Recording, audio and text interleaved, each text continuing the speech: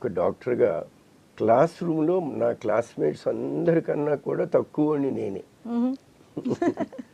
కానీ జీవితంలో దేవుడి దయ వలన, నా కష్టార్జితం వలన, పెద్దలు ఆశీస్సులు వలన, అంటే నా టీచర్స్ వలన నెమ్మదిగా ఈ రకంగా రావటానికి కారణమైంది.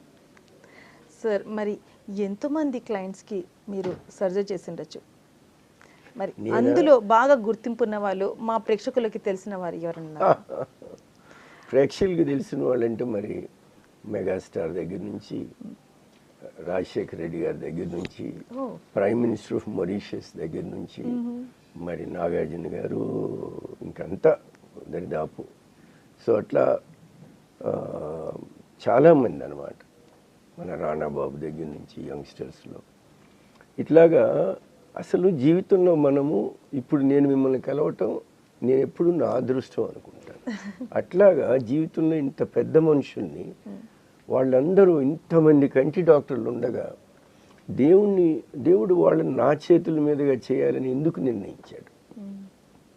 అదే కృప. అంటే అది ఏ దేవుడి ద్వారా వచ్చినా కూడా ఆ బ్లెస్సింగ్ లేదే మనం ఎవరు పైకి రాలేం. సక్సెస్ అవ్వాలంటే hard work combined with the blessings of your elders, అంటే మీ టీచర్స్, మీ పెద్దవాళ్ళు, తల్లిదండ్రులు అందరూ. Last but not the least will of God.